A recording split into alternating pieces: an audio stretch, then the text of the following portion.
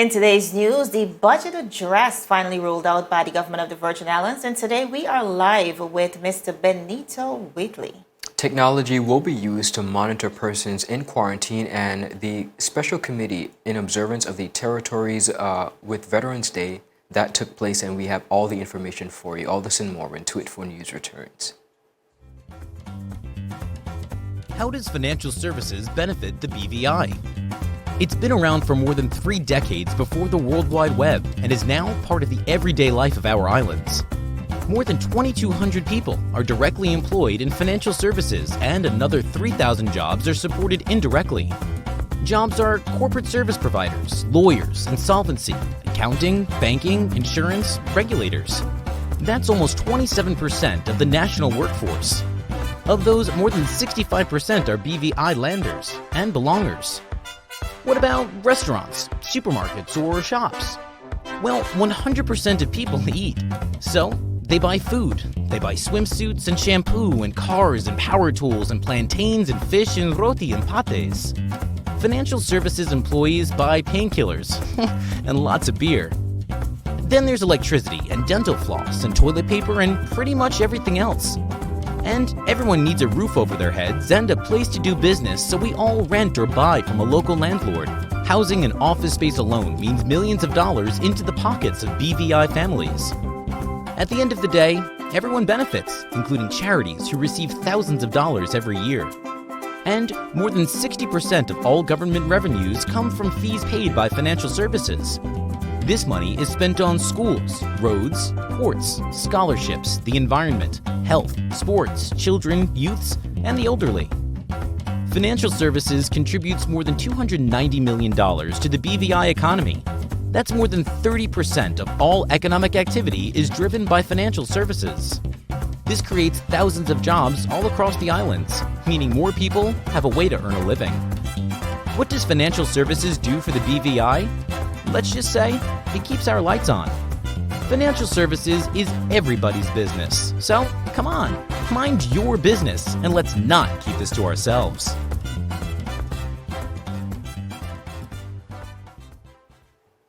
Welcome everybody. It's Thursday, the 12th of November 2020. We are so proud and happy to be joining you, not only our residents locally, but regionally and internationally. I'm Ron Grant. And my name is Javon Wilson. Viewers, today is Budget Day Yes, in the big BVI. day. Big day for the Virgin Islands as the government rolls out what's going to be happening over the next budget year. So we're going to head straight into our newscast for today, viewers. Now, this morning, Premier of the Virgin Islands, Honorable Andrew Foy, delivered the annual budget address to the tune of $402,132,046, entitled the Appropriation Act 2021-2020.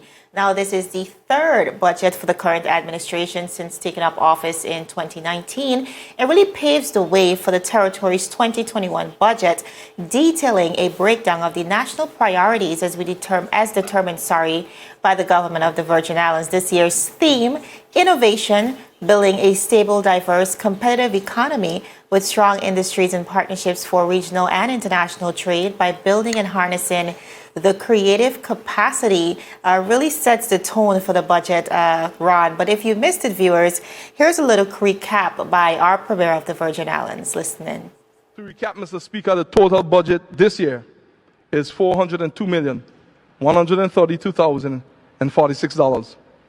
This will comprise of $325,220,829 for recurrent expenditure, and $62,526,065 for capital expenditure, $1,889,752 in contribution to various statutory funds, and $12,495,400 towards repayment of the principal on our debt. In 2021, we estimate development expenditure to be $62,526,100.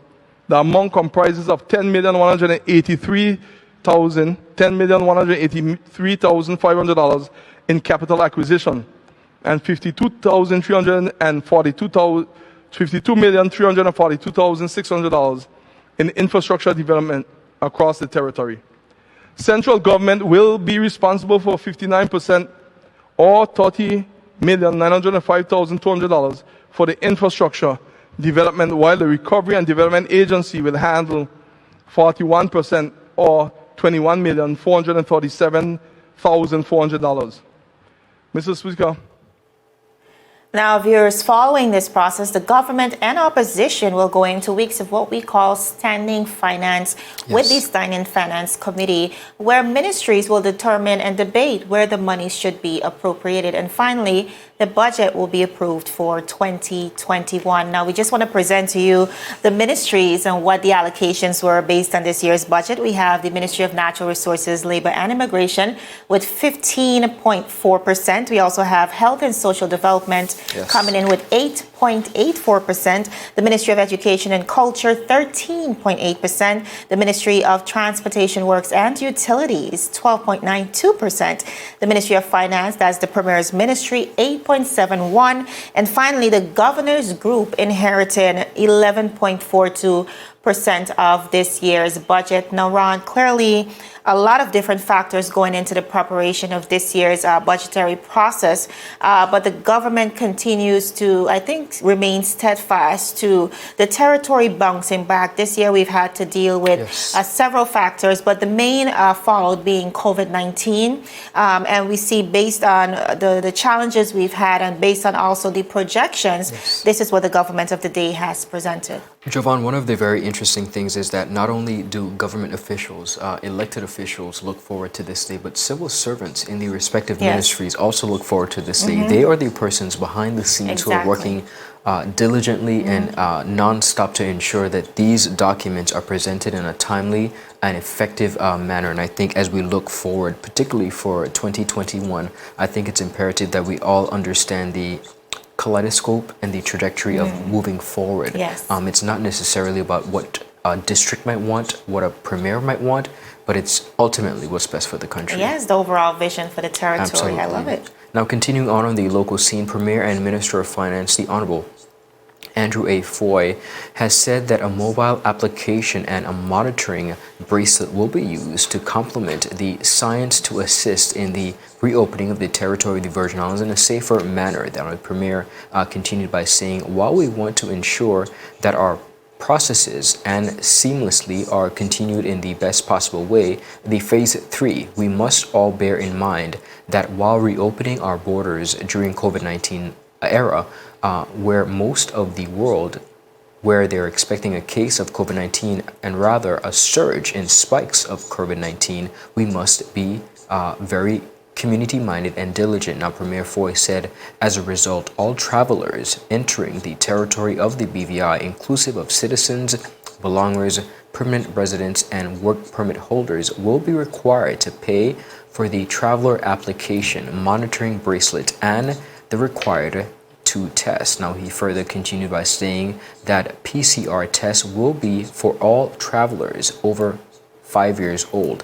Now, the total cost of the application, bracelet, and 2 mandatory PCR tests is $175 per person. Additionally, persons will be charged $125 for any tampering or damaging of the monitoring device. That's again $175 per person for the device, and any tampering or damaging of the monitoring device, that's $125. Now, Premier Foy continued by saying the Cabinet of the Virgin Islands has agreed that travelers requiring a test from a government facility to facilitate exit from the territory of the BVI will be charged $70 per test. Premier continued by saying he announced that the first 3 months from December 1st to February 28, 2021, the cost of quarantine in a government-approved property will be met by the government categories of persons. Now, that's citizens, belongers, permanent residents, and work holders permit, exclusive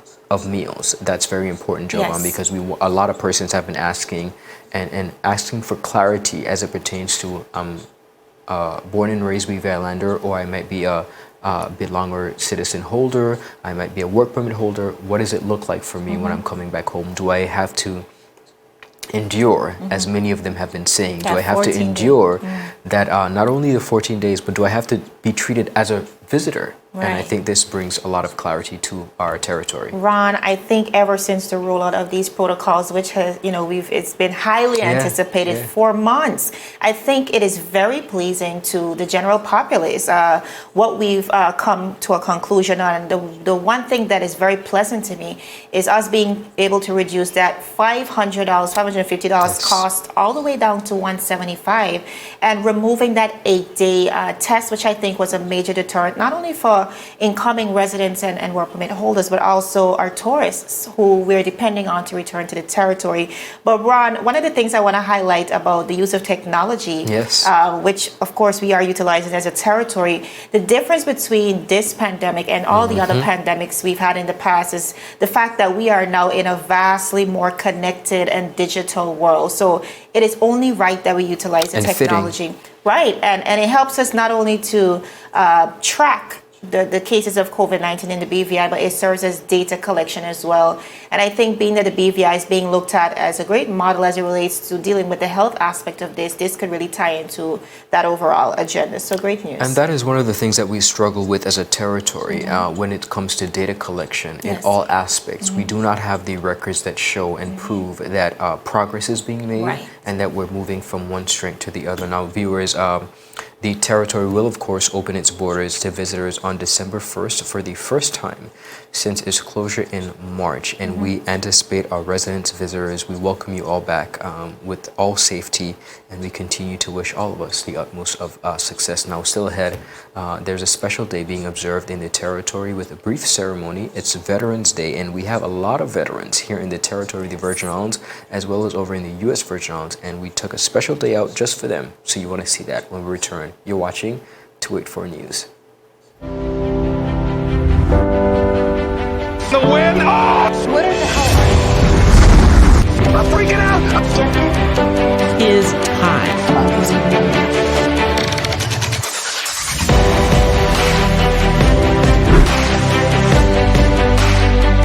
284 News. Coming to you live and direct from the beautiful British Virgin Islands. What's poppin', what's really good, what's happening, what's up? Davis has won it for the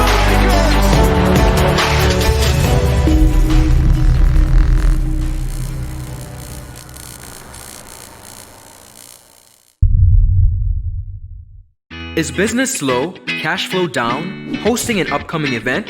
We can help. Advertise with 284 Media and take your business or event to the next level by enhancing your present marketing and messaging strategies.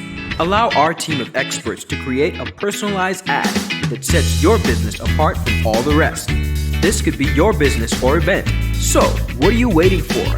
Contact our marketing team at 284media@cctbvi.com. Advertising with us works.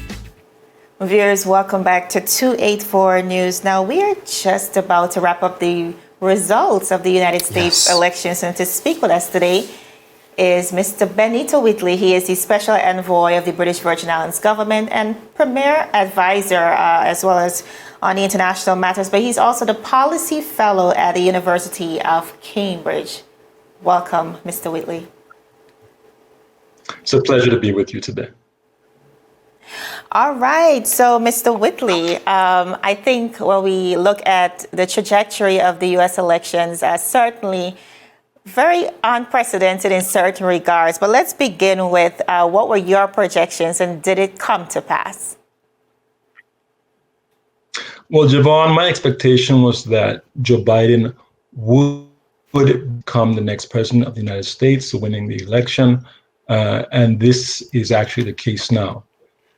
We know that Joe Biden and Kamala Harris, they've clinched the 270 electoral votes needed to come to power.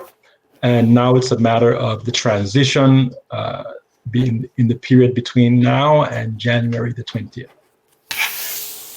All right. So quite a number of factors, I think, that would have influenced the trajectory of the outcome as well. When we think about the occurrences this year, I mean, we've heard about brutality for quite a number of years, but I think really brought to light by a lot of the unfortunate happenings this year. We could look at the instance of Mr. George Floyd and his death, but also a pandemic. The world over is dealing with this pandemic, but especially for the United States, a major fallout, whether you think about it economically or the 1 million deaths that have been observed in the United States of America. How influential do you think those factors were in determining the outcome of the U.S. elections? Well, those were certainly among the big issues. The pandemic, which is currently out of control, the issues related to trade, international trade, and the economy. These things were big issues on both sides. And of course, for those who believe in social justice, the Black Lives Matter issue was the big one. But you can see the impact, Javon. There was record turnout for both Republicans and Democrats. Joe Biden got about 73 million votes, but Donald Trump also had a record votes, which was about 70 million. So this tells you that all of these issues were bearing on the country in a way that brought out more voters. Now, you just mentioned this year around, we saw, I think, 160 million voters, which is the biggest number we've seen in U.S. history. But you made also reference to the amount of persons who continue to vote for Donald Trump, who has been criticized heavily about not only how he has responded to racist issues, but also this pandemic. How telling is it as it relates to the members of the electorate who voted for Trump? What do you think that says about America and where we are, I should say, where they are as a people? Well, what the data tells us is that on both sides, there were different issues that were important to voters. On the Democrat side, it was the pandemic, it was Black Lives Matter, it was social injustice, it was also trade. But on the Republican side, clearly the economy took precedent as well as law and order. So you can see that this country is one that is divided in terms of what is important, and that was reflected in the outcome. Now, we expected certain states, based on the trends when we look back, you would expect certain states, to go to the President-elect Biden, and some would have conventionally gone to Trump. But we saw quite an unprecedented turn as it relates to that. Pennsylvania, Michigan going blue. What do you think influenced those turn of events? Well, there are two things. One, demographic change. The United States is changing demographically. You have more Hispanics, more Blacks being concentrated in parts of the country where they were not before. So, for example, Arizona, very big outcome for Democrats. The state flipped from Republican to Democrat, but it was because in part of demographic change. The other issue is that voter turnout was much higher. If you look at a place like Georgia, that has had some demographic change, but the potential has always been there for the state to be Democratic. What helped the situation was that you had more voter turnout among Democrats. In 2016, that turnout was much lower. This election, much higher. Georgia flipped from Republican to Democrat. I have to ask you, because I know you were out there as a part of the celebrations just recently in Washington, D.C. What is the feeling like on the ground? Well, the feeling in Washington was a sense of jubilation. I was out there, but it was a spontaneous celebration once Joe Biden was confirmed as president-elect and Kamala Harris as vice president-elect. Of course, Kamala Harris is the first Black woman to hold such a high office, the office of the VP. She's also the first woman of Caribbean, Jamaican heritage, and Indian, South Asian heritage. So there was a lot of excitement about this election and that there will be a change. Now, let's be clear. This is not the feeling everywhere in the country. Half of the voters, half of the electorate lost.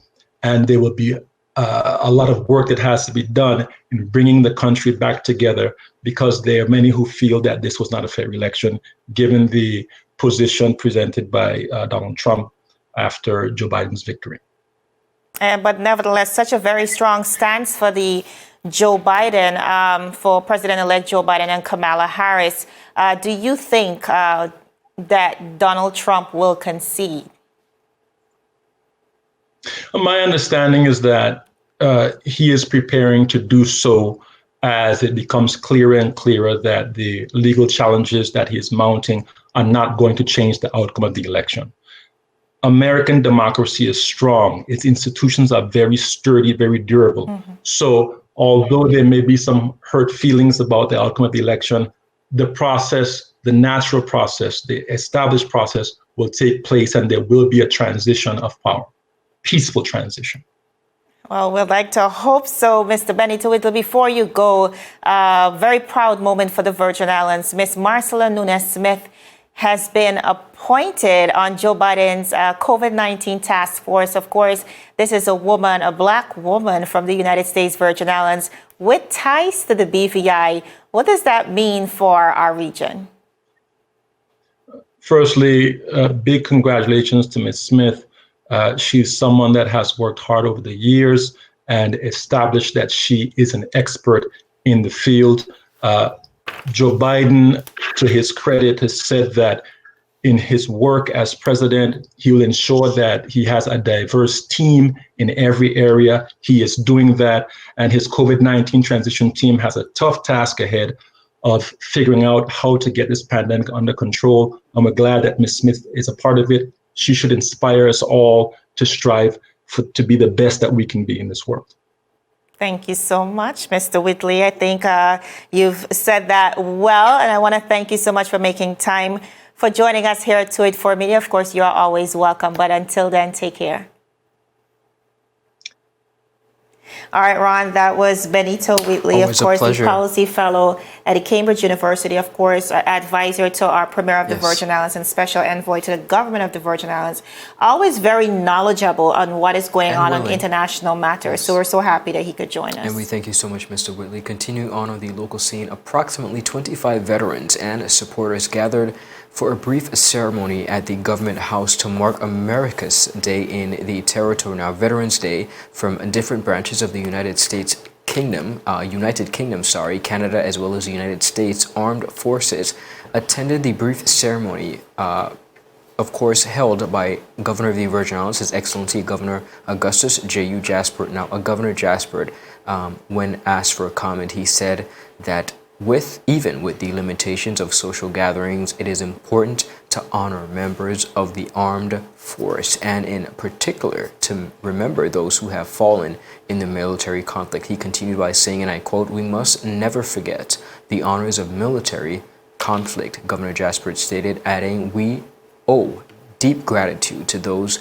men and women who sacrificed themselves for the freedom of others." Now, Jovan, one of the beautiful things about this is that we have a lot of veterans living and working amongst us, and they might not toot their own horn. Yes. They might not say that they're veterans, but they are, and they have served us tremendously. Many of them born and raised Virgin Islanders, not only from the BVI, but also in the USVI.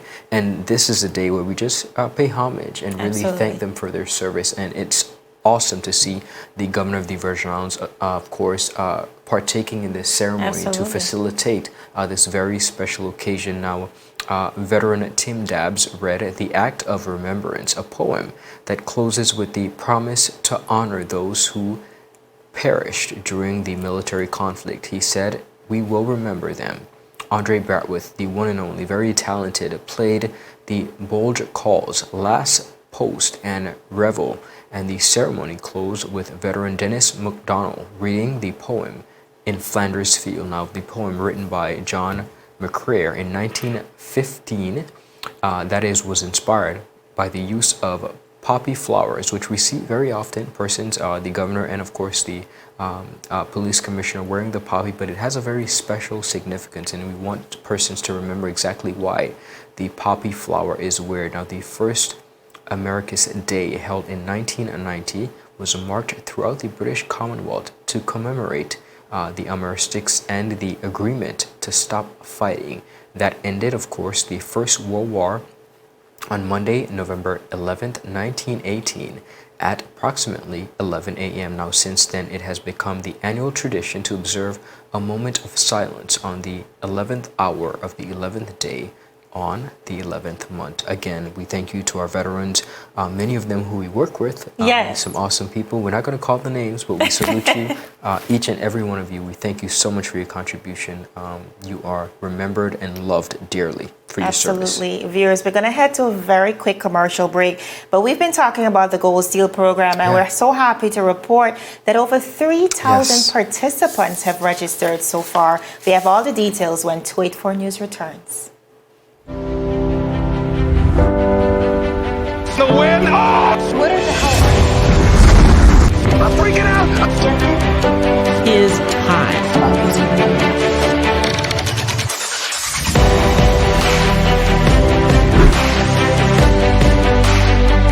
284 News. Coming to you live and direct from the beautiful British Virgin Islands. What's poppin', what's really good, what's happening, what's up? Davis has won it for the Lakers!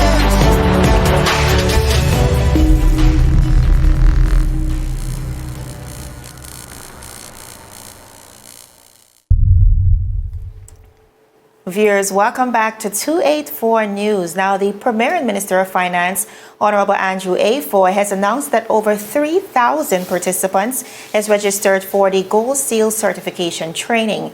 Premier Foy said during a live update on the Phase 2 reopening of the territory's borders that the Gold Seal COVID-19 training has a total of 3,278 registered participants to date from across various subsectors of the tourism industry. He said, and I quote, "We look forward to all persons being trained and certified. This is an important step as the Gold Seal certification will help us to establish controls in terms of ensuring that both visitors and residents are kept safe and not put us at risk." The Premier further stated that he is looking forward to the Virgin Islands being certified as a destination.